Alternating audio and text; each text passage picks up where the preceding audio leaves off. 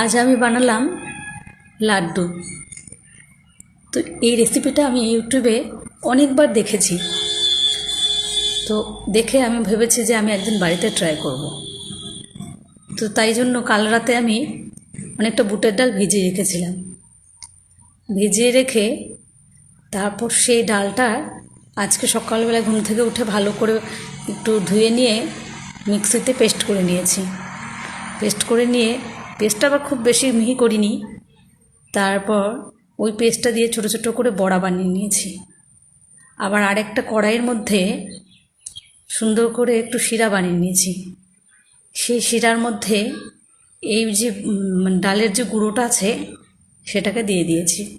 দিয়ে ভালো করে নাড়াচাড়া করে এর মধ্যে আবার একটু ঘি দিয়েছিলাম।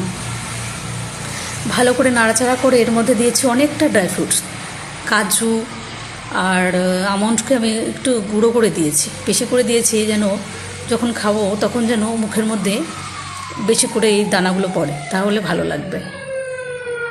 দিয়ে ভালো করে নাড়াচাড়া করে এরপরে আমি সেটাকে লাড্ডুর শেপ দেব। তো যেহেতু আমার কাছে কোনো ফুড কালার ছিল না, তাই জন্য আমি এখানে কোনো রকম ফুড কালার ইউজ করিনি। তো ফুড কালার না দিলেও টেস্টের কোনো কিন্তু হেরফের হবে না, হয়তো একটু দেখতে অন্যরকম একটু লাগবে, বাট খেতে কিন্তু ভালোই লাগবে। খাবার জিনিসের মধ্যে অত ফুড কালার ইউজ না করাই ভালো। যেহেতু এটা বাড়ির খাবার, আমি আমার মতন করে এটা করেছি।